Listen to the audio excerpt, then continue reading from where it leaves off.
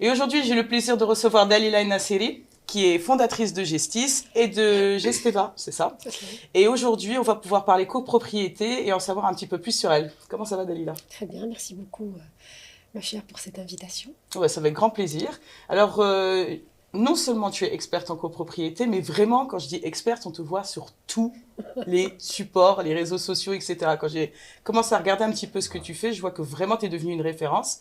Et peut-être la première question qui me vient à l'esprit avant qu'on commence à parler de ton parcours, c'est comment tu as réussi ce tour de force? Comment t'as fait, quoi? Parce que c'est quand même un monde d'hommes et tout. Enfin, comment ça s'est passé? C'est la vraie question. Alors, homme, c'est avec H majuscule ou minuscule? Le BTP quand même, je sais pas, à toi de me le dire justement. J'ai hâte de t'entendre Alors, c'est vrai, par rapport à ça. rares sont les femmes dans ce... Je pense que je dois en connaître une ou deux consoeurs dans ce domaine. C'est plutôt un domaine assez masculin, effectivement, la copropriété, parce que on est sur le terrain, on est en back-office, on est avec des problèmes techniques, dans des assemblées générales de centaines de personnes des fois, on gère des problèmes, on gère des profils, enfin, on gère tout type de profils sur le terrain. Et c'est vrai que les femmes se font plutôt rares, on va dire, dans ce secteur, dans ce domaine d'activité. On va commencer par le début. Et déjà, tu vas me dire quel est ton parcours. Donc, tu as fait des études de droit immobilier, il me semble, donc à Paris, c'est ça, en France. Mais pourquoi déjà ça? Est-ce que c'est l'immobilier, ça te passionnait déjà depuis petite? Enfin, c'est quand même pas anodin, quoi. C'est pas le genre de parcours, tu sais, quand on est gamin, on dit je veux faire pompier, médecin et tout. Mais là, on se retrouve tout de suite à vouloir dans l'immobilier. Déjà, qu'est-ce qui t'a amené à ça? Et puis, ouais, je veux en savoir un petit peu plus. Et puis, je pense que tous ceux qui ne te connaissent pas encore voudront en savoir un petit peu plus aussi. Alors, quand j'ai eu mon bac au Maroc, alors au début, j'hésitais entre des études, entre économie, communication et droit. Et en fait, j'ai tout de suite été séduite par le droit. Et en fait, j'avais réalisé rapidement, alors à l'époque, c'était le cycle, c'était pas encore les 3-5-8 en France, c'était licence. Et oui, Oui, oui, oui, oui, oui.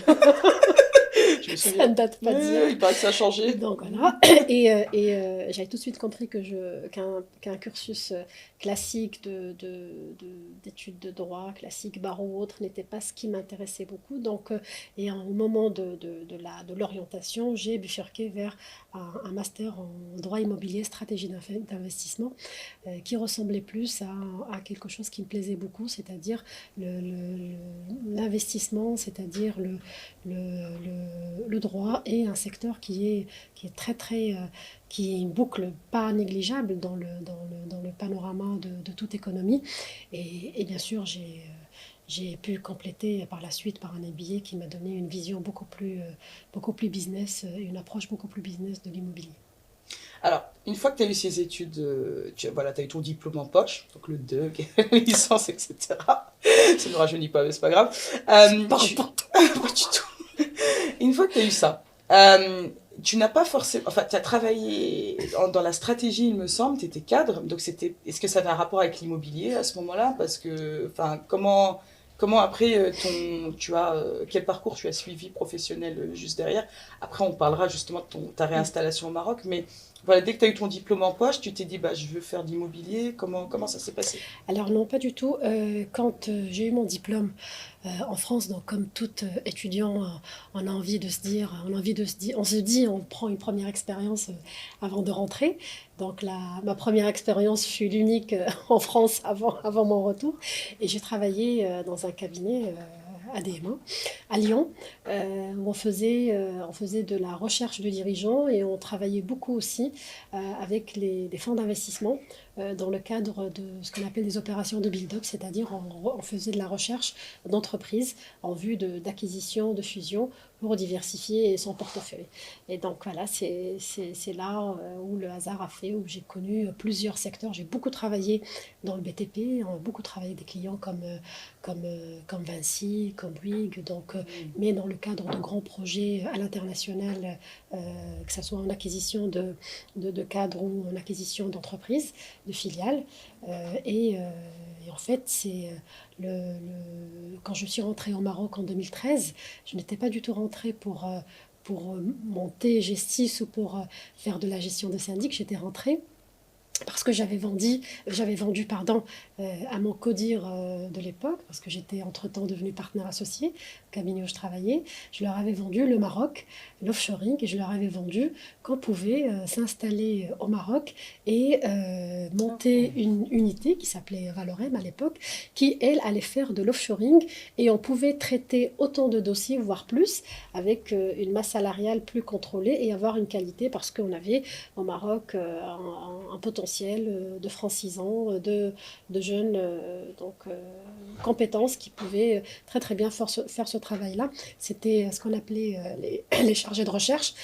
Donc les chargés de recherche, c'est les personnes qui faisait pour nous les recherches d'entreprise, l'identification de cadres, les entretiens, toute la partie qualification. Donc j'étais rentrée, et puis à l'époque juste après, c'était la période du printemps arabe.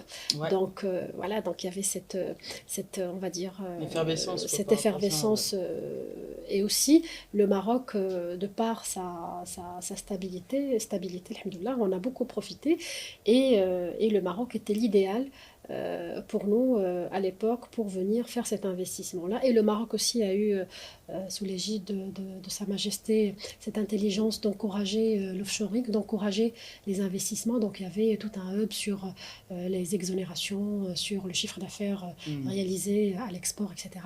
Donc c'était une très bonne idée de venir installer cette cellule-là, délocaliser cette cellule-là au Maroc. Donc c'était Valorem que j'avais lancé donc, au tout début quand j'étais rentrée en 2013. D'accord. Et ça s'est pas passé comme prévu ou... Ça s'est pas du tout passé en fait comme prévu. Donc, quand j'ai commencé à expliquer un peu ce que je faisais, donc à mes amis, à mon entourage, donc c'était pas très évident d'expliquer l'approche directe, l'acquisition d'entreprise et tout. Donc, on travaille dans plusieurs secteurs dans le syndic. Ah, tu fais du syndic? Pas tout à fait, mais donc de fil en aiguille, donc j'ai commencé à m'intéresser un peu à ce qui se fait au Maroc au niveau de la gestion de copropriété. J'ai commencé à regarder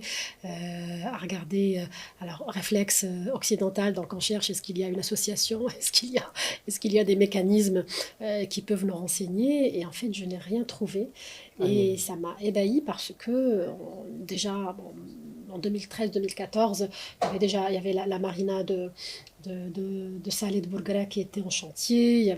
On parlait du CFC, de l'ODA. Donc, je me suis dit, mais comment est-ce qu'on peut parler d'un mètre carré qui va frôler les 30-35 000 dirhams, et comment est-ce qu'on va gérer ce qu'on appelle des IGH, c'est-à-dire des R+16, des R+20, sans structure de gestion solide, c'est-à-dire comment est-ce qu'on va gérer une copropriété avec autant on va dire, de complexité à la fois, et au niveau de la comptabilité et au niveau des installations, sans un gestionnaire qui est bien structuré, qui est le syndic, qui est un maillon essentiel dans toute résidence, que ce soit l'immeuble de 8 appartements ou la résidence de 1000 lots. Et malheureusement, et c'est encore vraie date-valeur d'aujourd'hui, il n'y a pas encore de structure. Ce n'est pas un métier qui est structuré. Le métier de syndic, ce n'est pas quelque chose qui est encore, on va dire, normé au niveau au niveau d'un quelconque ministère, que ce soit l'intérieur ou l'habitat. Après, bon, après tout ce que tu m'as raconté, justement, là, qui s'est pas du tout passé comme prévu, tu t'es dit, bah tiens, il n'y a pas vraiment de droit, c'est pas du tout cadré, mais je vais y aller quand même. Pourquoi c'était un pari personnel en tant qu'entrepreneur? C'était une volonté de changer? Tu disais que le Maroc était prêt à ce moment-là. Qu'est-ce qui t'a pris en fait? Parce que c'est quand même un énorme challenge, quoi. Oui, alors c'est un vrai challenge, et j'ai vu vraiment une opportunité, parce que le Maroc, je crois beaucoup au potentiel du Maroc. Ça, je le dis vraiment en toute sincérité. C'est un pays qui a tout, qui a tout, que ce soit culturellement, géographiquement, politiquement, tout pour réussir. Quand j'ai vu toutes ces évolutions-là, et j'ai vu donc cette transformation-là, il est évident qu'il y a une part à prendre. Alors, tu dis, tu vois le potentiel, tu fondes ta société, et qu'est-ce qui se passe? Alors, je fonde ma société, Gestis, qui veut dire gérer en vieux latin. J'aime bien les choses qui ont du sens. Donc, je la fonde et c'est tout de suite une histoire extraordinaire qui démarre. Zéro effort en prospection et énormément de leads, comme on dit, qui viennent naturellement. Et une belle implantation au niveau national. On est présent sur Marrakech, Mohammedia, Rabat, très très belle. Tanger, pas encore. Agadir, pas encore, parce que c'est des implantations, c'est des villes qui ont besoin, pour les traiter avec sérieux, il faut une implantation locale. On ne peut pas les gérer depuis le siège. Donc on dresse Rabat-Marrakech, l'axe Rabat-Marrakech. Et alhamdoulilah, avec une très très belle présence sur Casablanca et de belles références que nous comptons à notre actif. Tu te souviens du premier immeuble que tu as... Oui, ouais. Comment... Il était à Abdelmomen. Ah bon, d'accord. Ouais. Bon, on va pas dire lequel, parce qu'il y en a Ouais. ceux qui habitent pas Oui, Casa pour pas c'est un comprendre, petit mais... immeuble. C'est un petit immeuble. Oui, on se souvient toujours de son premier client. Et c'est un immeuble que j'avais signé. Je n'avais pas encore le cachet qui était prêt. Et donc, tu fondes, tu te rappelles, les clients, un client emmène un autre, et du coup, là, pour faire sans transition, le BNI. Le BNI, moi j'ai envie de dire, c'est une grande entreprise, a toujours un conseil d'administration qui l'oriente, nos chapters, comme on l'appelle dans le jargon, c'est nos conseils d'administration qui nous aident, qui nous orientent. On leur donne du business par la recommandation, c'est-à-dire on partage nos C'est réseaux le principe. avec nos membres, nos amis, et on source aussi, parce que c'est aussi quelque chose de très très important. Moi je source beaucoup au BNI, que ça devient un réflexe. J'ai besoin d'un prestataire X ou Y de nettoyage, de toute activité, de gardiennage ou autre. Je vais aller d'abord, j'ai besoin d'un fleuriste, j'ai besoin d'un chocolatier, ça devient un mode de consommation quotidien. Je vais aller chercher dans le Connect un prestataire qui porte cette casquette, ce qu'on appelle nous chez nous casquettes, qui porte cette activité-là, qui fait cette activité-là. Je vais le solliciter et je vais être très bien servi parce que c'est le réseau, parce qu'on est dans la confiance et parce que il va me traiter comme un commembre et comme quelqu'un qui fait partie de son réseau, qui doit être bien servi et avoir un travail bien rendu. Donc c'est ça l'esprit du BNI. Ouais, il faut bien dire, c'est vrai que c'est un gage de garantie, je trouve que c'est un peu un garde-fou, justement comme tu disais, parce que tu parlais de mauvaises rencontres, et justement le fait d'être dans un réseau structuré qui te permet justement de sourcer. Là, d'ailleurs, on va parler des sphères. C'est vrai que c'est pas quelque chose qu'on a abordé. Alors, pour ceux qui sont pas encore au BNI, on va expliquer. En fait, on a plusieurs. Organisé par sphère. Voilà, on est organisé par sphère, donc selon les métiers qu'on fait. Donc, toi, en l'occurrence, c'est tout ce qui est BTP, immobilier. Il y a 9 sphères. Tu travailles beaucoup avec toute la sphère, j'imagine, BTP, etc. Exactement. Parce que naturellement, il y a une chaîne alimentaire qui se crée entre les métiers et qui fait qu'on ne fait pas vraiment la même chose, mais on se complète. Donc ça te permet d'avoir justement des prestataires de qualité. Et tu sais que, vu qu'on se voit quand même toutes les semaines, c'est difficile de faire choix, quoi. Faut dire les choses aussi, mais c'est vrai. Complètement. C'est exactement ça. Mais du coup, quand t'es arrivé, donc toi t'es arrivé quoi, en touriste parce que quelqu'un t'a dit viens, on va voir un petit peu. Et c'est à quel moment tu t'es dit tiens, si là je vais. En fait, t'as pensé au réseau quand t'as intégré ou directement tu t'es dit. La vérité, je l'ai jamais dit. J'ai intégré le BNI parce que j'étais dans une période où j'en avais besoin moralement. J'avais besoin de me faire de nouveaux amis. Et en fait, le BNI, je donne toujours cette image, c'est rentrer dans un chapter, c'est se faire tout de suite 80, 50, 30, ça dépend de la taille du chapter, amis, qualifiés, sympas, prêts à t'aider, prêts à t'écouter. Et on se lie d'une amitié extraordinaire. Quelle a été la valeur ajoutée pour toi du BNI? Parce que, bien sûr, on parle de générosité, d'amis, etc. Mais c'est vrai qu'il y a des gens qui disent oui, mais je suis pas chasseur forcément, mais je suis quand même là pour faire du business. J'ai quand même besoin de monter ma boîte, j'ai quand même besoin de... Non, c'est le BNI, j'ai envie de dire, c'est le seul réseau j'en connais pas un autre.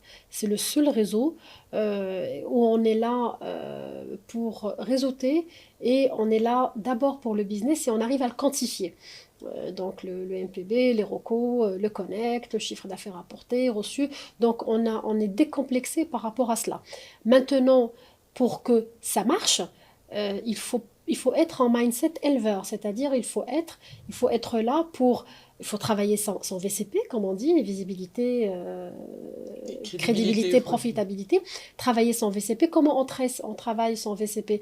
On travaille par nos 7 valeurs fondamentales, ceux auxquels on prête serment quand on adhère, c'est-à-dire le qui donne reçoit, la reconnaissance, voilà, l'attitude positive, rendre un travail et produit conforme à mon engagement initial. Donc c'est respecter, on va dire, ces 7 valeurs fondamentales. Quand on les respecte, quand on les applique, ben ça tombe naturellement. D'ailleurs, c'est quoi ta reco de rêve? C'est une très bonne question.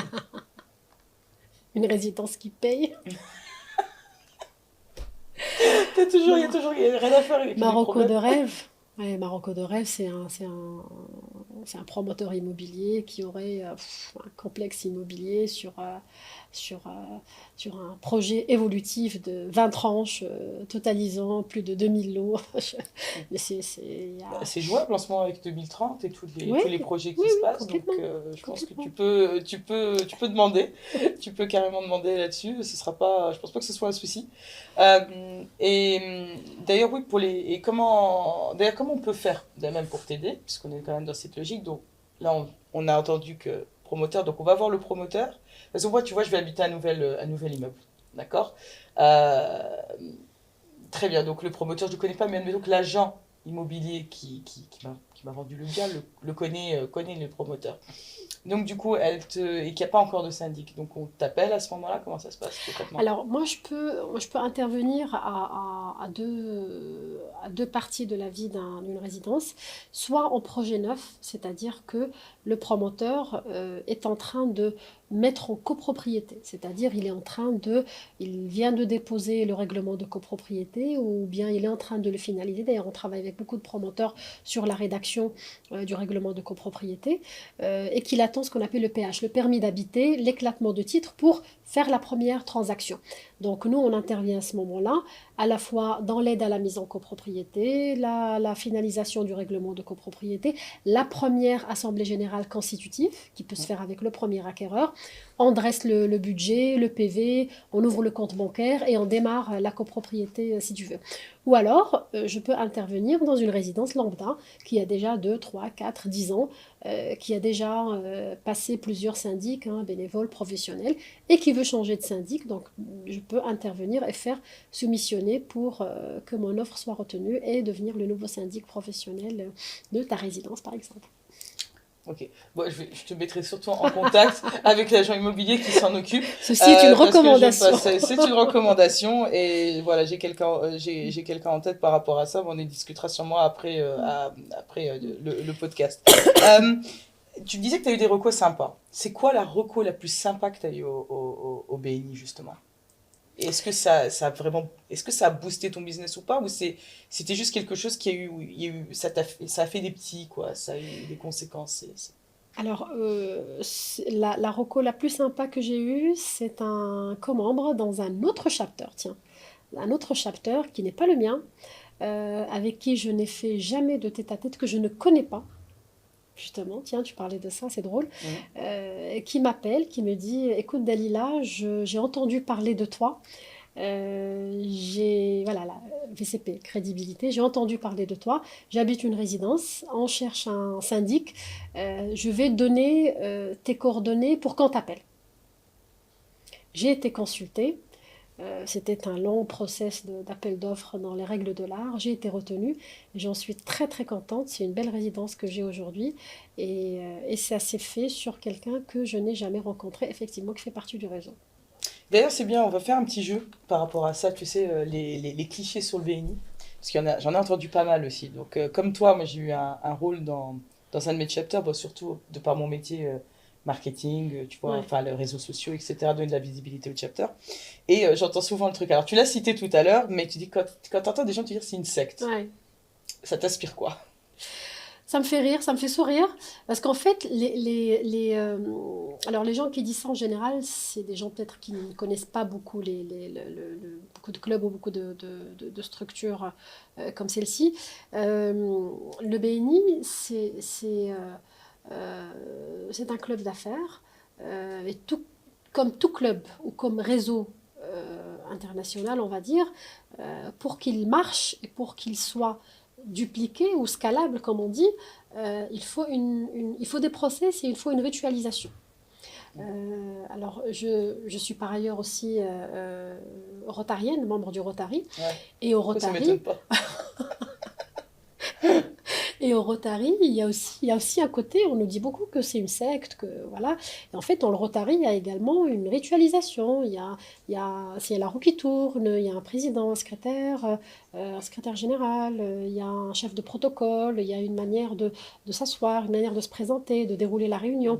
Donc cette théâtralisation et ritualisation répétitive, on la trouve dans toute structure, surtout quand elle s'étend à l'international, parce qu'il faut reprendre les mêmes codes pour qu'on se retrouve. Parce que quand je vais me faire inviter à un club du Rotary à Singapour, je vais retrouver les mêmes repères. Quand je vais m'inviter ou aller à un club, un chapter BNI en France ou en Asie, je vais retrouver la même ritualisation. Je ne serai pas dépaysée. Je sais que lui qui s'est levé le premier, c'est le VP, lui c'est le ST, il est assez là, ça c'est le comité des membres.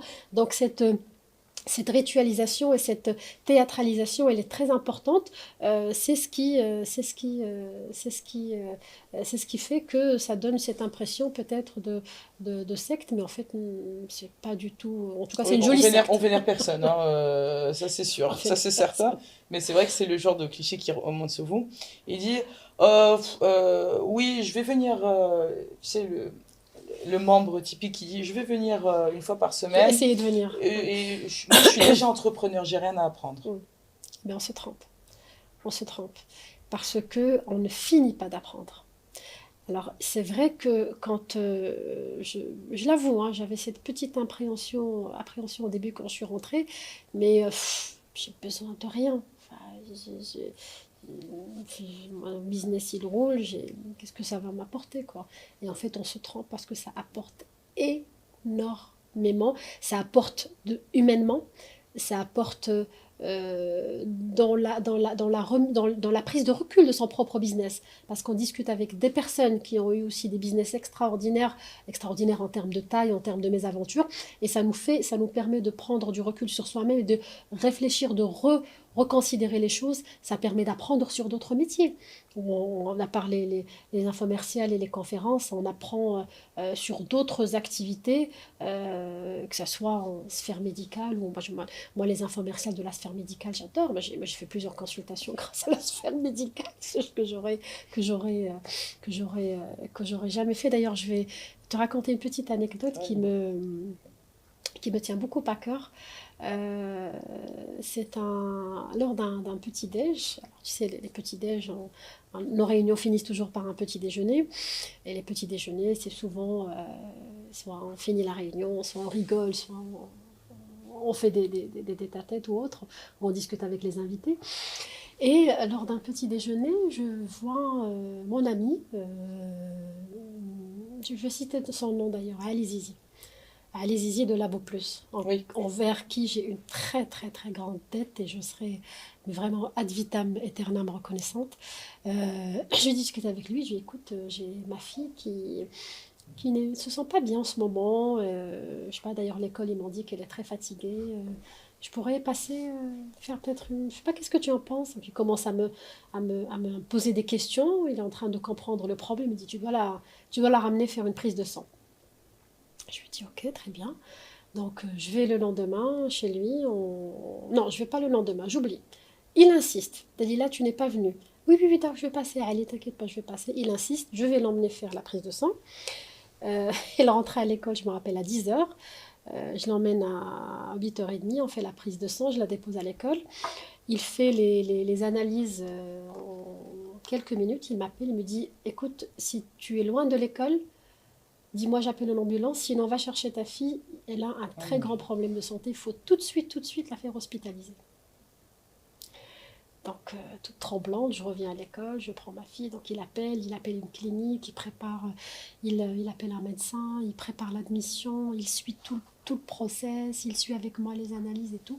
Et littéralement, Ali, je te le dirai jamais assez, je suis éternellement reconnaissante. Il a sauvé la vie de ma fille parce que si je ne l'avais pas hospitalisée tout de suite ce matin-là, elle aurait pu faire une crise cardiaque parce qu'elle avait une très grande carence dans ses analyses, carence de potassium. Et en fait, ça lui a sauvé la vie. Wow. Donc, des petites histoires, ouais, j'en ai, j'en ai un peu les larmes aux yeux aussi. Ça n'a pas de prix. Ça vaut tout le business du monde. Et comment se fait-il que ta fille, bon, sans entrer dans les détails, a une carence de Et potassium? la carence de potassium, c'est quelque chose qui ne se voit pas, hein. C'est quelque chose qu'on a dans les analyses de sang. Et le symptôme, c'est un peu la fatigue, mais la fatigue, on met toujours Le stress, les examens. etc. Ouais, bien Voilà. sûr. Ouais. Pas jusque-là. Wow. Et c'est ces belles rencontres-là que j'ai vraiment gagné. Le vrai MPB que j'ai reçu, c'est ça. C'est ces relations significatives, comme on dit dans nos valeurs fondamentales. Merci à Ali. Donc oui, j'avais déjà fait appel à lui, bon, pas du tout pour les mêmes raisons, donc heureusement, mais c'est bien d'avoir insisté, et c'est vraiment, oui, aussi ce genre de relation qu'on cherche, euh, comme tu as dit, humaine, etc. Et vraiment, on a l'impression que on est, enfin, pas partout et pas tout le temps, parce que c'est pas non plus le monde des bisounours, mais quand même, il y a une vraie bienveillance entre Ah oui, les uns et complètement. les autres, quand même, Complètement. Complètement. par rapport à ça. La première valeur du BNI, c'est qui donne reçoit. Mm. C'est très important. Le qui donne reçoit. Je donne. Et tu vas finir par recevoir. Forcément. D'ailleurs, bah oui, c'est aussi le troisième qui sait, il dit je donne mais je ne reçois rien. Tu sais, les gens qui se découragent quand Oui. même par rapport à ça, parce qu'il y en a, et que bon, ça a quand même un prix. Voilà, bien sûr, après, pour ce genre de prestations, on te dira que c'est pas très cher, mais c'est vrai que ça dépend des bourses de chacun, ça dépend où on en est, chacun donne au business. Des fois, c'est un sacrifice financier parce qu'on n'a pas beaucoup surtout avec le recouvrement ou des choses comme ça, donc on arrive là-dedans. Et c'est vrai que ça peut. Il y en a qui partent parce que. Moi, c'est souvent la question qu'on me pose à chaque fois. Mais ça t'a apporté quelque chose? Mais vraiment, on parle Oui. en termes financiers. Est-ce que ça a fait décoller ton business? Est-ce que ça t'a fait, je sais pas, connaître ou quoi que ce soit, tu vois? Et il y a quelqu'un qui m'avait dit, ça finit par arriver, mais faut Oui. pas avoir peur d'investir aussi. Mais qu'est-ce que tu dirais à ces gens qui se découragent ou pas, surtout que tu es décès, parce que le but aussi c'est justement d'aider ces entrepreneurs-là, et on est quand même Oui, là aussi dans bien une sûr. logique Complètement. de capitaliste, voilà, enfin il n'y a pas de mal à le dire à ce sens-là, parce qu'on doit tous faire bouillir la marmite. Mm. Alors qu'est-ce que tu leur Complètement. dirais par rapport à ça? Je dirais, comme disent nos ST en général, ça a un coût, mais ça n'a pas de prix. L'adhésion, moi, je dirais qu'elle est ridicule par rapport à ce que ça apporte, in fine. Si on rentre au BNI et que ça ne nous apporte rien, c'est qu'il faut se remettre en question. Mm. C'est qu'il faut sérieusement se remettre en question. Soit on n'est pas dans le mindset, c'est-à-dire soit on est un profil très hyper chasseur, comme on dit, et qu'on a envie que ça tombe tout de suite, et c'est pas bon, on n'est pas fait pour le BNI. Ou alors, il faut se remettre en question peut-être son positionnement. Peut-être on explique mal notre business. Peut-être que je exprime mal mes demandes spécifiques. Peut-être que je dois repositionner mon offre et mon approche du marché. Le BNI, c'est un espèce de mini-laboratoire dans lequel on peut tester nos produits et on peut tester nos business. Alors, on dit souvent que une infomerciale, réussir une infomerciale, c'est être capable de vendre à son prospect de rêve son activité le temps d'un ascenseur. si on rate l'ascenseur et qu'on est arrivé à l'étage et que j'ai pas fait passer l'idée à mon prospect de rêve, c'est que je dois me remettre en question. Je dois revoir mon storytelling, je dois revoir peut-être mes produits sont pas assez clairs, mes prix ne sont pas adaptés, je suis peut-être en train de vendre des sabots alors qu'on est passé aux chaussures. Donc c'est un laboratoire qu'il faut voir dans ce sens-là pour se remettre en question et se remettre en cause, au contraire. Et ça tombe très bien que tu parles d'infomercial parce qu'on va en faire une. Parce que c'est la chose, il faut quand même expliquer ce que c'est. Bon, ceux qui sont venus en invité le savent. Alors, je vais te mettre le timer, le fameux timer qui peut casser les pieds, tu vois. Voilà. Alors, toi, tu as. Vous avez combien, vous 15 secondes Bon, là, on va faire en 1 minute, on est gentil. Parce que nous, nous, on a 20 secondes. Ah oui, nous aussi, on a 30 secondes. Donc, plus on est nombreux, moins c'est. Moins on a de temps pour expliquer. Et tu vas, ton défi, c'est de dire à la caméra qui est là, quelqu'un qui est sceptique sur le BNI, essayer de le convaincre justement en 1 minute. T'es prête? Ah, donc mon infomercial, je dois la faire sur le là-dessus, BNI. Exactement. Là-dessus, quelqu'un qui est sceptique, comment tu pourrais lui faire? Dès que t'es prête, je te mets le top. Ok. Allez, et c'est parti. Alors bonjour, je suis Dalila Nassiri, je suis directrice consultant au sein du BNI. Le BNI, c'est un réseau qui fonctionne sur la base du marketing de recommandation.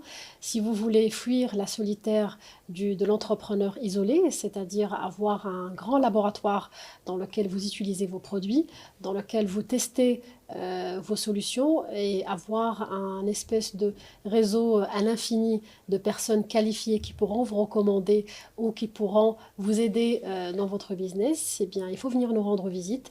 On vous connaîtra, on fera connaissance et surtout on vous écoutera pour venir voir comment est-ce qu'on peut vous aider.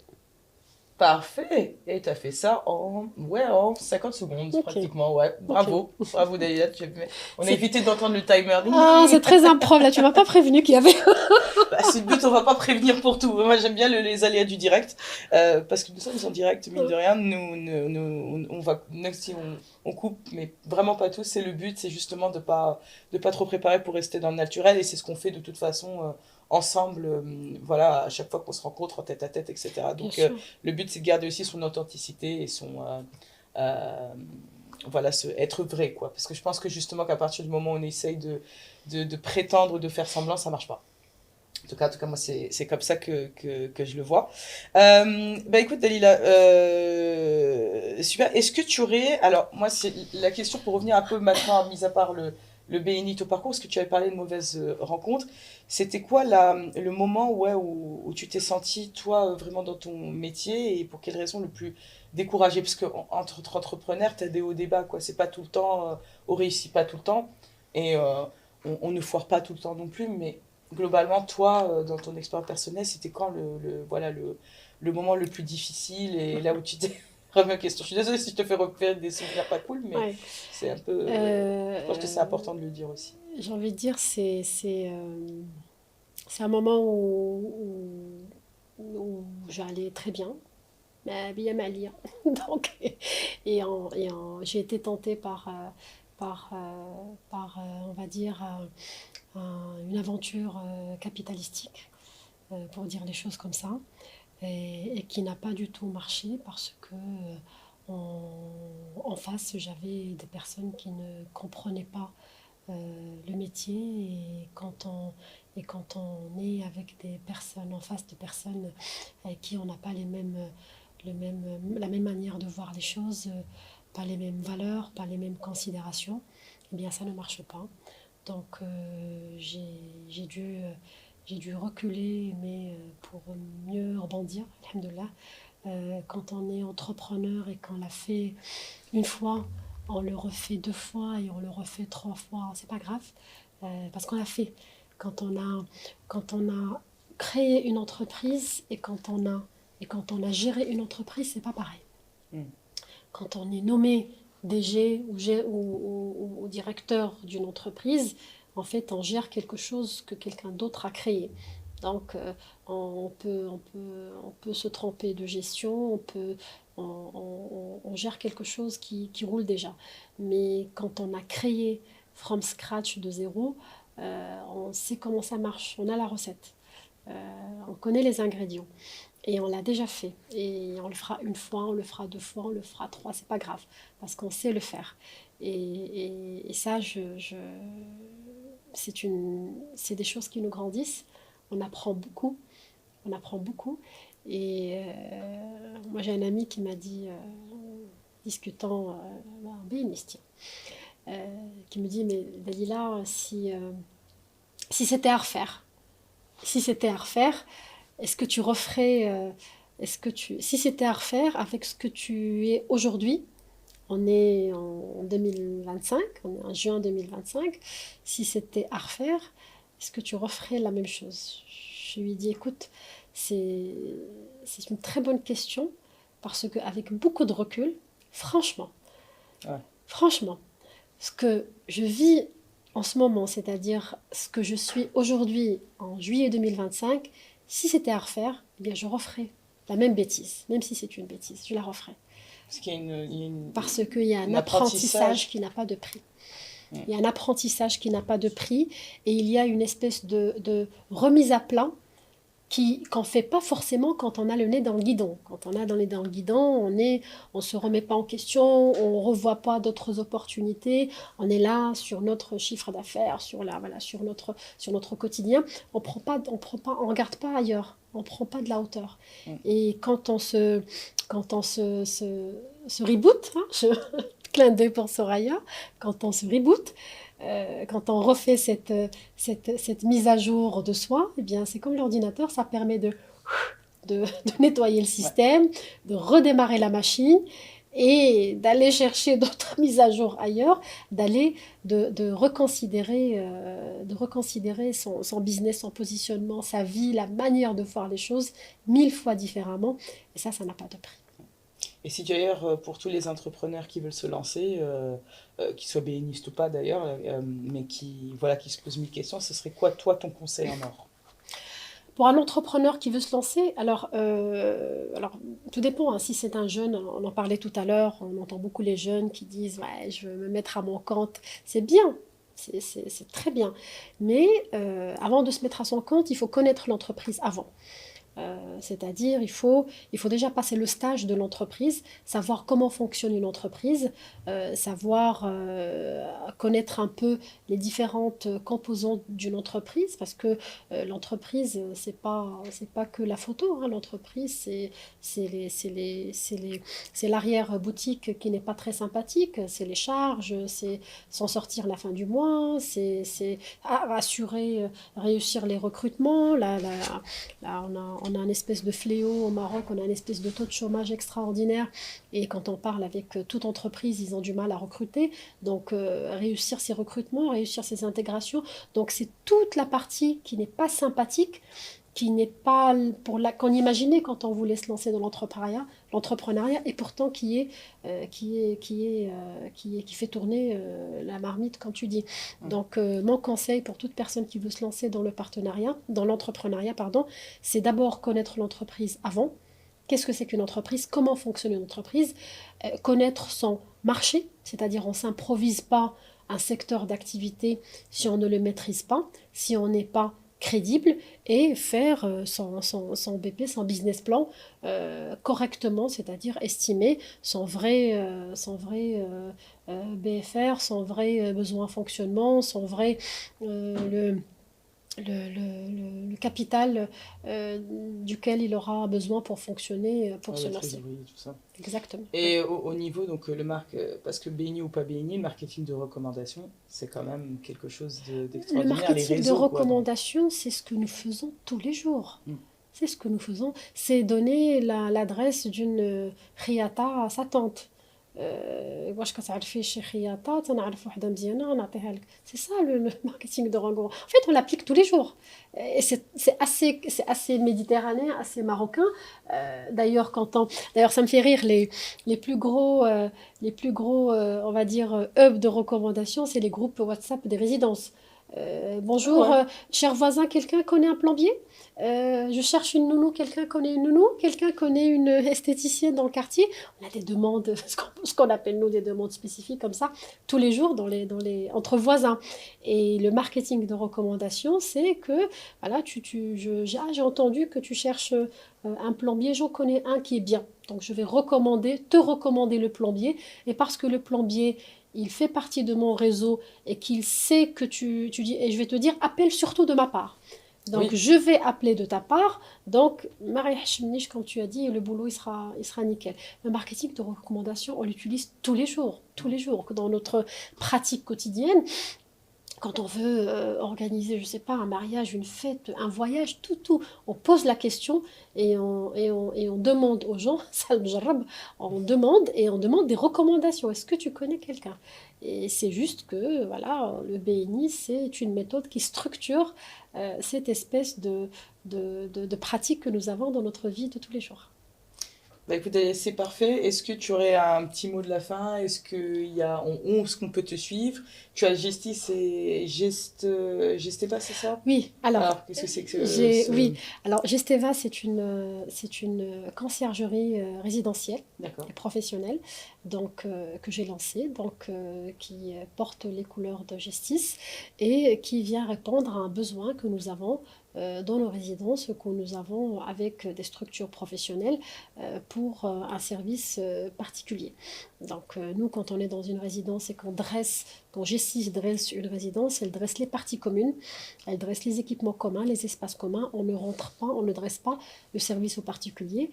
Et en tant que syndic, on est très souvent sollicité pour de la gestion locative, pour de la transaction, pour un jardinier pour sa villa.